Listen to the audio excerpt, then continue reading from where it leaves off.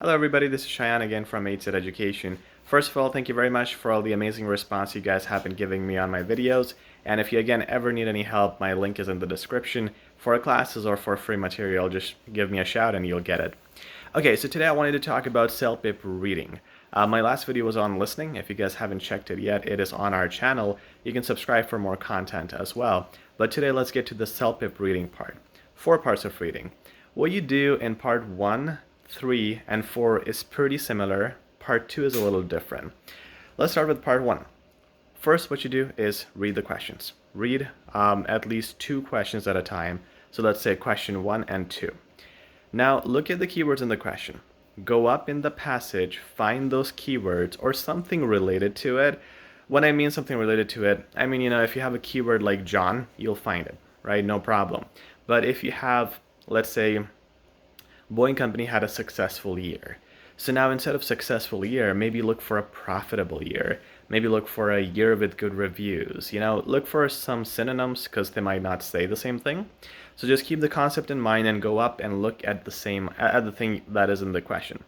Okay, so you go up, you try to find it. Whenever you find it, wherever you do, read that part only and answer questions 1 and 2. Then look at questions 3 and 4, and so on. Why we do it this way is because everything in CELPIP is scattered. We don't know where the answer for a certain question is. We don't know if it's in paragraph 1 or 2, like it's not in sequence. So you just look at the keyword, go up and read them. Why do we do this? The reason is if you read the passage first and then you do the questions, trust me, I promise you'll forget whatever you read. Okay, so you would have to reread just when you look at the question and go back. So it's important to just read once. When you know the question, you know what you're looking for, you know what answers you have to seek. So you just go in that part and read that. Okay, eventually, once you're doing I think questions 1 to 6, there are 6 questions in part 1, which are multiple choice. So once you do that, you would have read the whole thing. Okay, now you would have a good idea.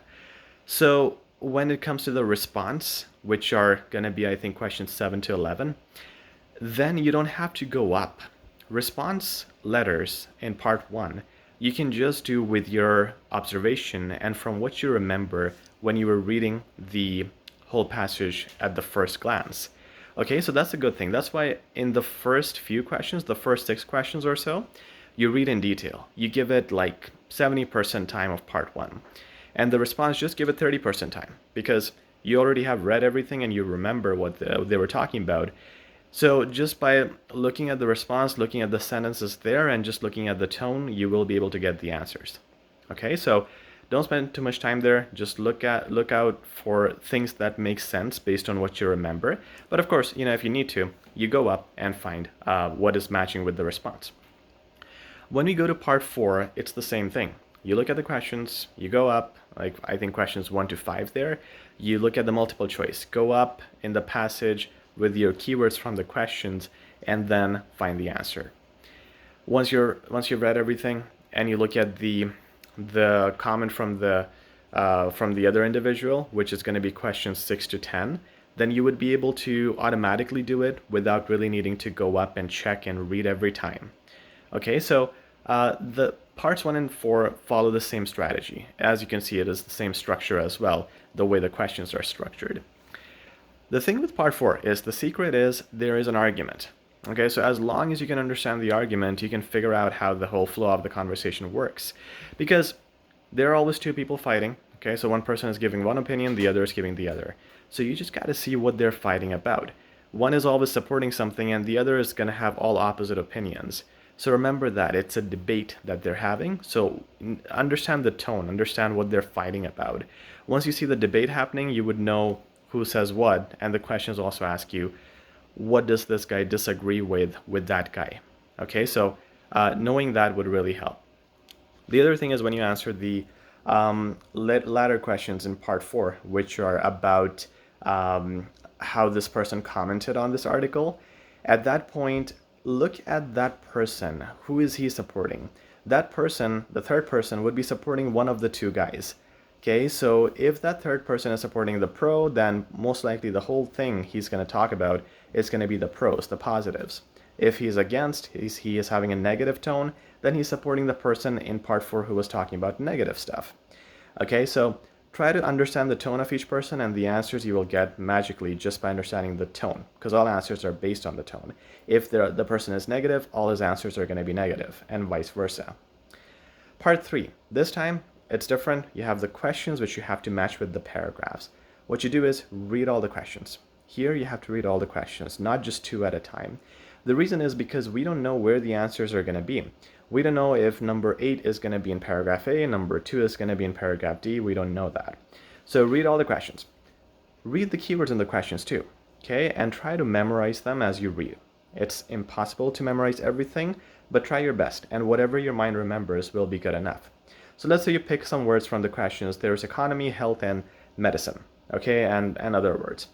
Now you go in paragraph A, you're reading paragraph A, one at a time. So you read paragraph A. Maybe you spot the word about the doctor giving some prescription, and your mind will click that, wait, I read something about medicine.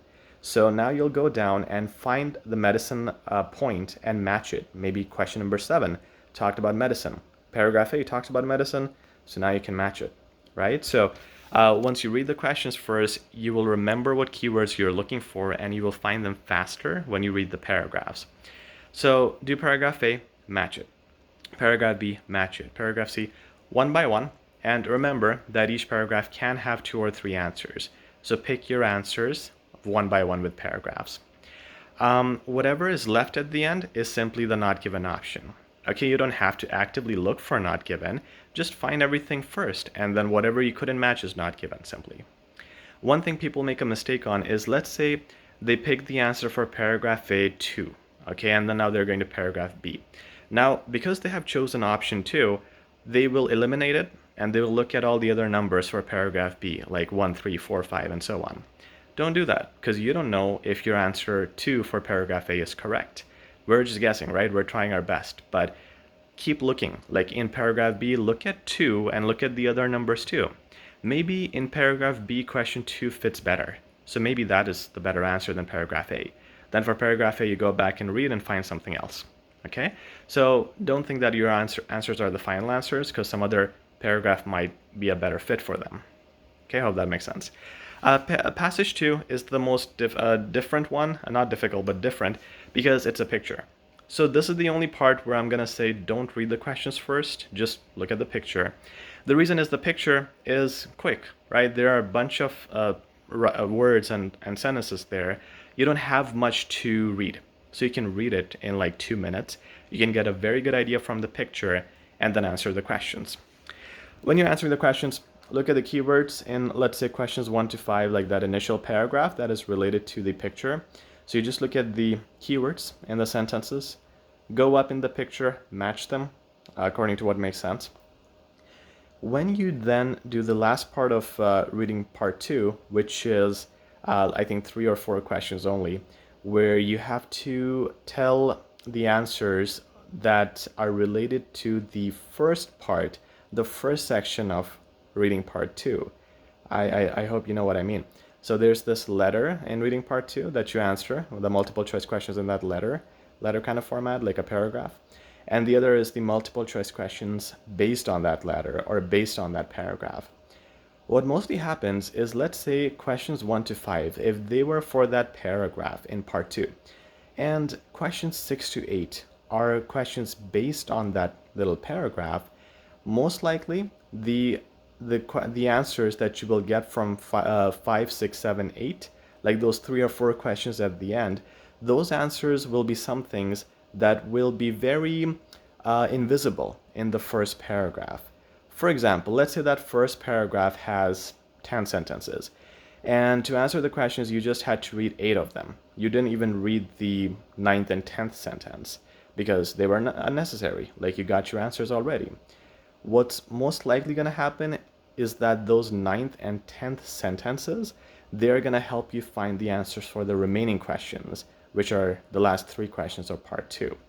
Okay, so whatever is missing, whatever you didn't pay attention to first in the first section of reading part 2, pay attention to that in the next section, because the answers are going to be from the rest of that part. Okay, hope that makes sense. It's hard to explain without the reading text in front of me. However, if you guys ever need more tips tips and tricks for the reading material or strategies, let us know. The link is in the description, as well as my email. You can always subscribe to our YouTube channel. You can click on the notification bell for more videos. We upload every week. I'm trying twice a week. Hopefully I can do that. And the next video is going to be about IELTS speaking, as well as CELPIP videos in the weeks to come. Thank you very much, guys. Take care.